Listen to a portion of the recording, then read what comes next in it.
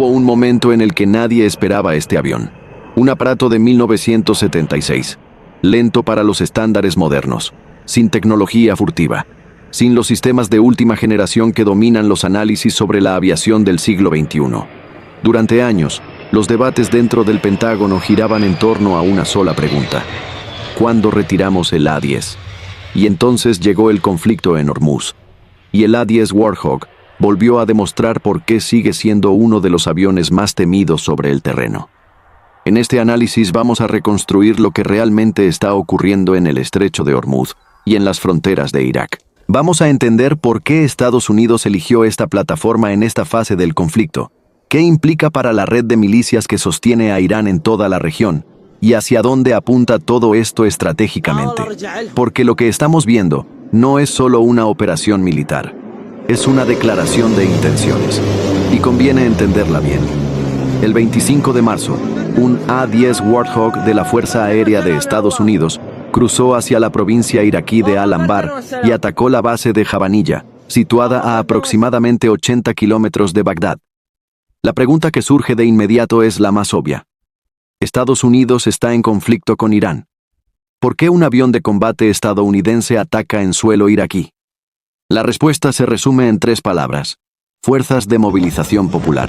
En inglés, Popular Mobilization Forces, conocidas por sus siglas PMF.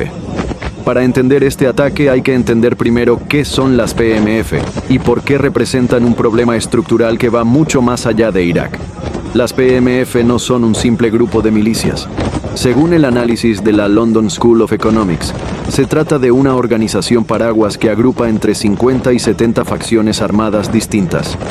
Estas facciones tienen lealtades divididas entre al menos 3 entidades: Irán, el Estado iraquí y sus propias estructuras internas de poder. El denominador común que las une es el respaldo financiero y militar del Cuerpo de la Guardia Revolucionaria Islámica iraní, el IRGC.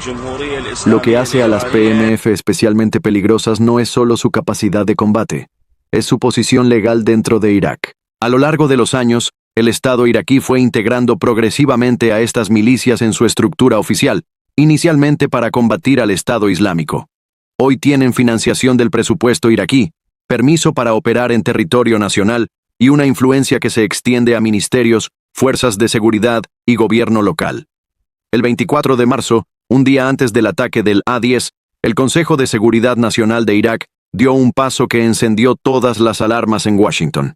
Autorizó formalmente a las PMF a ejercer el derecho de legítima defensa y a responder a cualquier ataque sobre sus posiciones. En lenguaje diplomático, eso es una luz verde.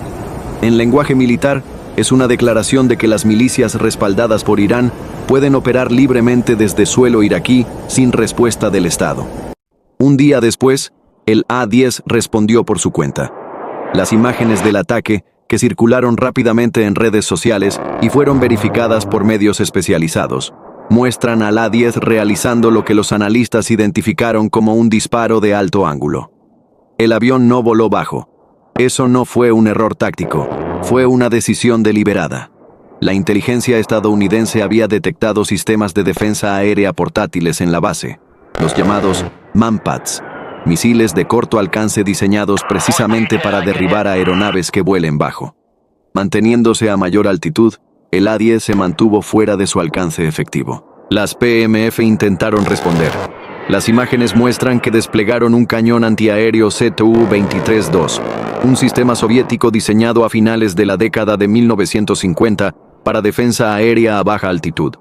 Un sistema con el que la Unión Soviética equipó a decenas de ejércitos durante la Guerra Fría, pero que hoy es completamente insuficiente frente a plataformas aéreas modernas, incluso frente a un avión tan antiguo como el A-10, si éste mantiene la altitud adecuada. El resultado del ataque fue demoledor. El Ministerio de Defensa iraquí confirmó que el impacto destruyó las instalaciones médicas y el edificio de ingeniería de la base de Jabanilla, eliminando 2 componentes clave para su funcionamiento operativo. 7 soldados murieron. 13 resultaron heridos. No está completamente claro cuántos eran miembros de las PMF y cuántos del ejército iraquí regular, pero en términos estratégicos la distinción importa menos de lo que parece. Irak había dado cobertura a estas milicias y pagó parte del precio. La elección del A-10 no es casual, y entender por qué se usa este avión en este escenario concreto es clave para entender la estrategia más amplia de Estados Unidos en la región. El A-10 Warthog fue introducido en 1976 con un propósito muy específico: destruir objetivos terrestres y de superficie a corta distancia, en apoyo directo de las fuerzas de tierra. Fue diseñado para los campos de batalla de Europa Central, donde se esperaba que los tanques soviéticos avanzaran en masa. Su arma principal, el cañón GAU-8 Avenger de 30 milímetros, es capaz de disparar proyectiles de tungsteno a una cadencia de 3.900 disparos por minuto. Fue diseñado específicamente para perforar el blindaje de los tanques más robustos de la era soviética. Pero el A-10 es también extremadamente versátil. Puede transportar hasta 7.200 kilogramos de armamento mixto, bombas guiadas y no guiadas, misiles aire-tierra, cohetes, bengalas y sistemas de contramedidas electrónicas. No es furtivo. No es especialmente rápido. Pero es brutalmente eficiente en lo que hace, especialmente cuando opera en un entorno donde ya se ha establecido la superioridad aérea. Y ese es exactamente el escenario que existe hoy sobre Irán y las zonas bajo influencia iraní en la región. Estados Unidos ha logrado en las últimas semanas una superioridad aérea casi total sobre el espacio aéreo iraní. En ese contexto, desplegar un F-22 o un F-35, aviones diseñados para operar en entornos de alta amenaza donde la furtividad es crítica, sería excesivo y enormemente costoso. El A-10, en cambio, puede descender a altitudes de trabajo, identificar y destruir objetivos pequeños y dispersos, con una precisión y una economía de medios que los cazas de quinta generación no pueden igualar en ese rol. La paradoja que estamos viviendo es fascinante desde el punto de vista estratégico. El avión que el Pentágono llevaba años intentando retirar se ha convertido en una de las plataformas más valiosas de este conflicto. Defense One y otros medios especializados llevan años recogiendo los argumentos de quienes pedían el retiro del A-10, alegando que los recursos debían redirigirse hacia plataformas que permitan competir con China y Rusia en escenarios de alta tecnología. El F-35 fue presentado durante años como su reemplazo natural, pero el F-35, a pesar de su extraordinario rendimiento durante las primeras fases de la operación en Irán, gracias a sus capacidades furtivas, no está diseñado para lo que el A-10 está haciendo ahora mismo: volar bajo sobre el estrecho de Hormuz, identificar lanchas rápidas de 10 metros de eslora y destruirlas con ráfagas de cañón, de forma rápida y a un coste operativo radicalmente inferior al de un misil guiado. La guerra, como siempre, se encarga de desmontar las teorías más elegantes. Pero hay algo que todavía no hemos explicado y que lo cambia todo. Para entender por qué el ataque en Irak importa tanto, hay que mirar al estrecho de Hormuz. El estrecho de Hormuz es quizá el punto geográfico más estratégicamente sensible del mundo en términos energéticos. La BBC calcula que aproximadamente el 20% del petróleo y del gas natural licuado que consume el planeta pasa cada año por esta única y estrecha vía marítima. 20% del suministro energético mundial dependiendo de un corredor de 33 kilómetros de ancho en su punto más estrecho. Irán lo sabe, y lo está usando. Desde el inicio de la Operación Furia Épica, Irán ha convertido el estrecho de Hormuz en un campo de batalla asimétrico. No está intentando enfrentarse directamente a la armada estadounidense, lo que sería suicida. En cambio, ha desplegado su estrategia más efectiva y difícil de contrarrestar: las lanchas rápidas. Estas embarcaciones son, en su mayoría, simples lanchas a motor modificadas, veloces, pequeñas, capaces de esconderse en cualquier cala o puerto menor a lo largo de los más de 2.400 kilómetros de costa iraní en el Golfo Pérsico. Salen, atacan a un buque mercante y desaparecen antes de que cualquier sistema de respuesta pueda localizarlas. Son difíciles de detectar por radar. Son demasiado pequeñas para ser objetivos rentables de misiles guiados. Y son lo suficientemente rápidas y potentes para alcanzar, dañar y amedrentar a los capitanes de grandes petroleros. Según Naciones Unidas, alrededor de 20.000 buques mercantes se encuentran actualmente varados frente al estrecho, incapaces de continuar su ruta por el riesgo que supone el cruce. Irán, mientras tanto, ha establecido un sistema de clasificación propio. Permite el paso a los barcos que considera no hostiles, es decir, aquellos que no tienen vínculos con Estados Unidos o sus aliados, los demás, bloqueados o atacados. La firma de inteligencia de defensa Janes ha señalado que Irán, en teoría, podría mantener este tipo de amenaza indefinidamente. Las armas utilizadas pueden disfrazarse en vehículos comerciales. Las lanchas pueden esconderse en instalaciones civiles. La infraestructura necesaria para sostener este bloqueo asimétrico es mínima y está distribuida a lo largo de una costa inmensa. Este es el problema central que Estados Unidos tiene que resolver. Y no es fácil. El general Dan Kane, jefe del Estado Mayor Conjunto, lo confirmó el 19 de marzo con una declaración inusualmente directa. El A-10 Warthog está operando a través del flanco sur, cazando y destruyendo embarcaciones de ataque rápido en el estrecho de Hormuz. Junto a helicópteros Apache, el A-10 proporciona potencia de fuego a baja altitud, en un entorno donde esa capacidad es exactamente lo que se necesita. Un misil guiado de precisión puede costar entre $150,000 y $1 millón. Una lancha rápida cuesta una fracción mínima de eso. La asimetría económica favorece a Irán si Estados Unidos insiste en usar sus armas más sofisticadas para destruir objetivos de bajo coste. El A-10, que puede destruir varias embarcaciones con ráfagas de su cañón en un solo vuelo, reequilibra esa ecuación. Pero hay una dimensión de este conflicto que los medios convencionales tienden a subrepresentar, y que es fundamental para entender por qué el ataque en Irak tiene la importancia que tiene. Irán no es solo Irán. Durante décadas, el régimen de Teherán ha construido pacientemente una red de grupos armados distribuidos por todo Oriente Medio y el Golfo Pérsico. Esta red, conocida como el Eje de la Resistencia, es el activo estratégico más valioso con el que cuenta Irán. Le permite proyectar fuerza, desestabilizar regiones enteras y responder a amenazas externas sin comprometer directamente a su ejército regular, manteniendo así lo que los analistas llaman negación plausible. Los componentes principales de esta red son bien conocidos.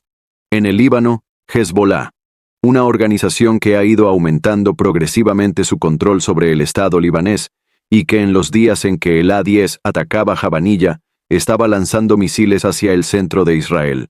En Gaza y Palestina, Hamás. En Yemen, los hutíes, que pasaron gran parte de 2024 y principios de 2025, convirtiendo el Mar Rojo en una zona de guerra para el tráfico mercante global, de manera casi idéntica a como Irán está usando Hormuz ahora. Y en Irak, las PMF. Cada uno de estos grupos actúa como un multiplicador de fuerza para Irán. Permiten al régimen ampliar el teatro de operaciones, abrir frentes simultáneos y generar una presión constante y distribuida que ningún adversario puede responder completamente de forma simultánea. Si se ataca a uno, los otros siguen presionando. Si se negocia con uno, los demás continúan la campaña. La decisión de Irak de dar luz verde a las PMF encaja perfectamente en esta lógica. Las PMF operando desde suelo iraquí añaden una nueva variable al problema de Hormuz. La costa iraquí en el Golfo Pérsico es pequeña, apenas 58 kilómetros, pero está situada en el extremo norte del Golfo. Desde allí, las PMF podrían lanzar drones y misiles antibuque contra embarcaciones que transitan hacia o desde el estrecho de Hormuz. Lo que Estados Unidos hizo con el A-10 en Jabanilla fue, en parte, cortar esa posibilidad antes de que se materializara.